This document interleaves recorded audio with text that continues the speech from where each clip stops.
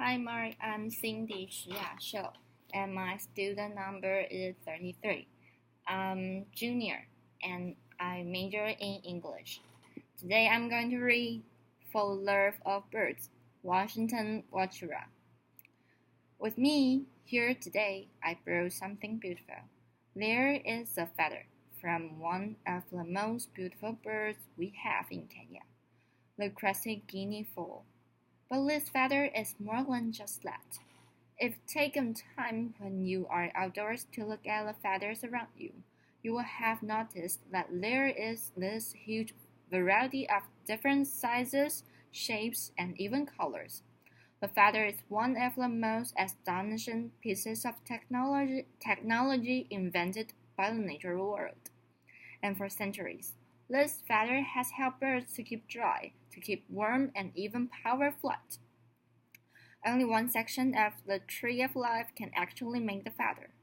Among all the world's animals, birds are the only ones who can make something like what I'm holding today. I personally have given them a nickname, and I like to call them the feather makers. It is the major difference between birds and any other animals we have on Earth. And if you can't make a feather, you cannot call yourself a bird. Laughter. For us humans, who are earthbound, birds represent freedom. This feather has enabled birds to conquer gravity and take to the air in an extraordinary way. Don't you sometimes wish you could fly like a bird? Birds are my passion, and I want to change the way each one of you thinks about them. The easiest reason I love them so much is because they are beautiful. There are 10,000 species in the world, and each one of them is uniquely beautiful. Birds are amazing, and this talk is dedicated to all the birds of the world. Laughter. Applause. Indeed, these birds have been part of our lives and cultures all over the world of centuries, and even society has a story about birds. You probably have heard childhood stories of different birds and how they relate with man. I personally recently learned that our human ancestors would follow flocks of vultures, and then they would help them to identify where carcasses have been dropped by large carnivores. And these humans will scavenge and eat part of that meat. Birds have been used as brands and labels all over the world. You know the bald eagle? It was chosen as the national emblem for the U.S. because of its majestic strength, beautiful looks, and even a long lifespan. And just like us, humans who have managed to live in virtually all habitats of this earth, birds have also conquered the world. From birds such as these beautiful penguins that live in the cold ice caps to even others like larks, who live in the hottest deserts you can imagine. Indeed, these species have conquered this world. Birds also build houses like us. The real pros in house building are a group of birds we call the weaver birds, and this name they were given because of the way in which they weave their nests. An interesting one. Birds also love and date just like us humans. In fact, you will be surprised to know that males dress to impress the women, and I'll show you how. So, here we have a long-tailed widow bird, and this is how they would normally look. But when it comes to the breeding season, everything changes, and this is how he looks. Audience murmurs. Yeah, birds also, multiple species of them, do love to touch and cuddle just like humans. And I know you're wondering about this one. Yes, they kiss too, sometimes very deeply. Applause. Some have even learned to cheat on their spouses. Laughter. For example, the African jacana. The females will mate with multiple males and then she take off to find other males to mate with, and she leaves the male behind to take care of the chicks. Laughter. Applause. And birds help us so much, and they play very crucial roles in our ecosystems each day. Virtues clean up our environment by literally digesting disease-causing pathogens, and they finish carcasses that would otherwise cost us lots of money to clear from the environment. A sizable flock of vultures is capable of bringing down a carcass the size of a zebra straight to the bone within just about 30 minutes. Owls help to rid the environment of rodents, and this helps us a lot because it saves us money.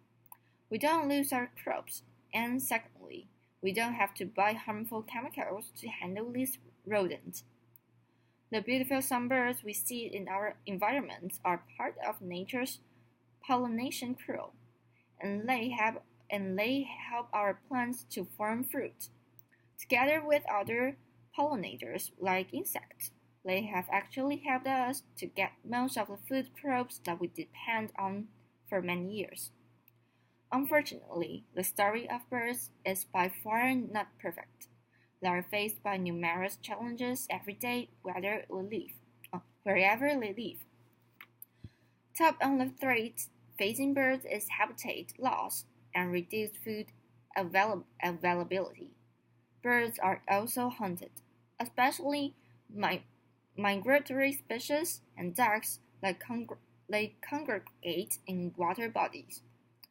Poisoning is happening to flocks that like to stick together, especially in places like rice schemes. Moreover, power lines are electrocuting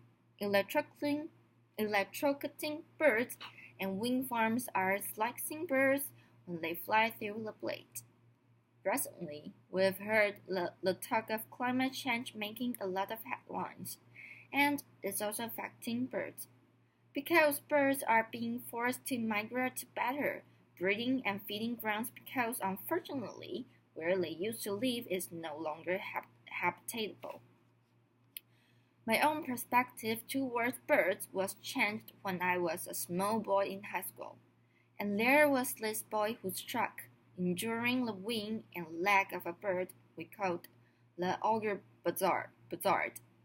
I was standing there, just a mere 14-year-old, and I imagined a human being in a similar situation because this bird could not help itself.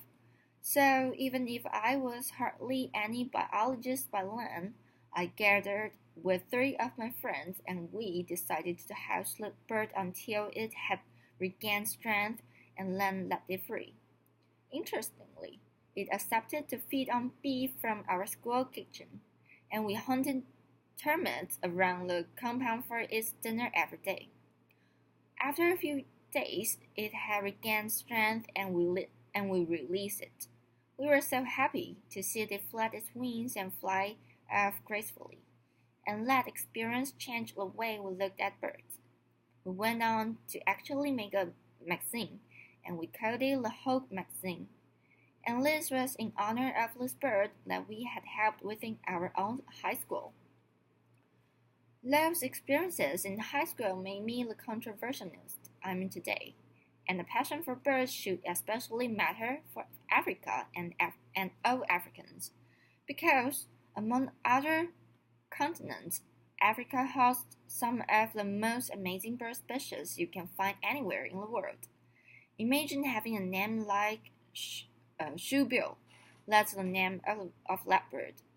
And there are countries like DR Congo, Tanzania, Uganda, and Kenya who are leading the continent in highest numbers of diversity when it comes to the species.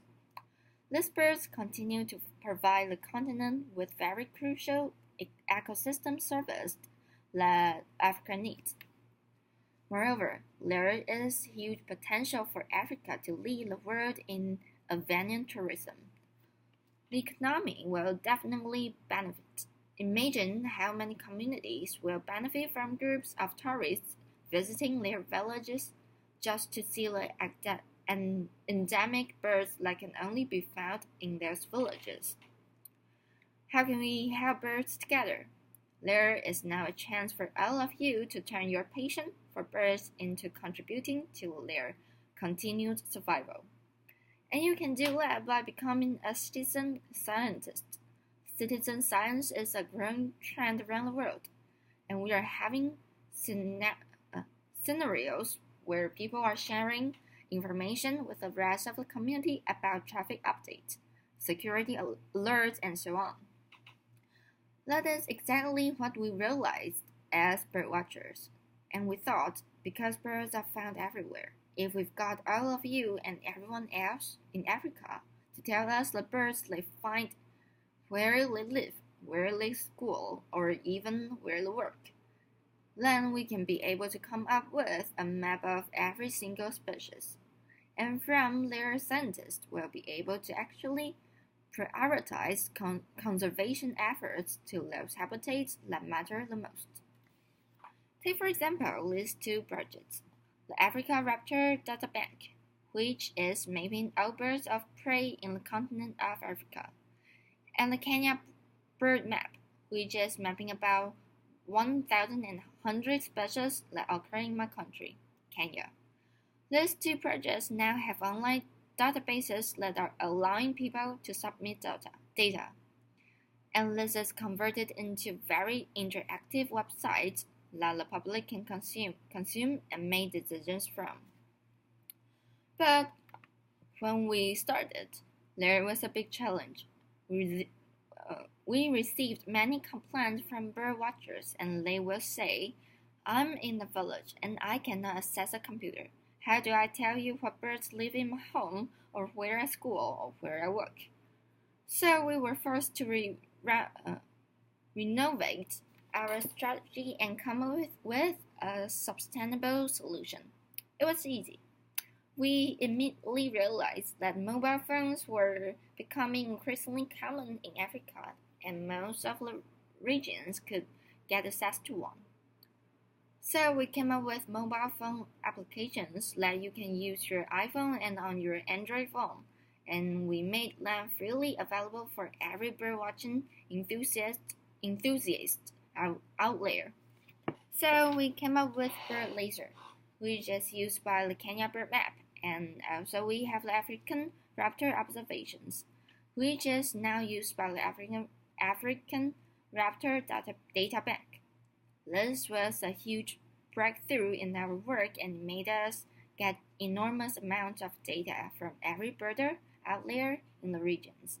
With this, we realized that citizen science is indeed very powerful.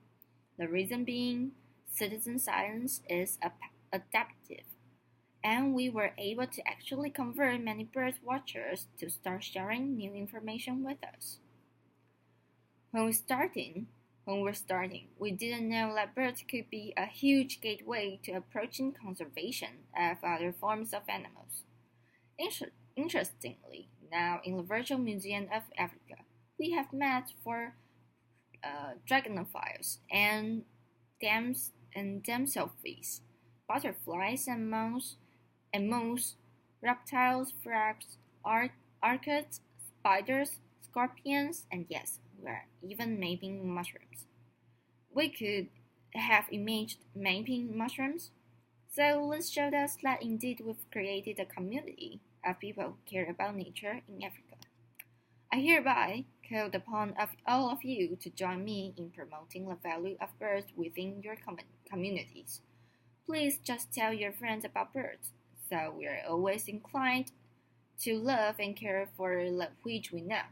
Please spend a few minutes in your free time when you're at work, at school, or maybe at home, to at least look around you and see which beautiful birds are there. Come join us in citizens science and tell us the birds we are finding in the place where you visit. Even simpler, you could buy your child or your sibling a pair of binoculars or a bird book and let them just appreciate how beautiful these birds are. Because maybe one day they will want to care for that one which they know and love.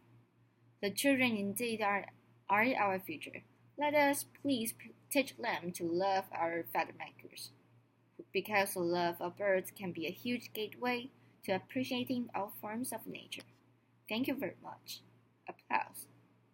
Thank you.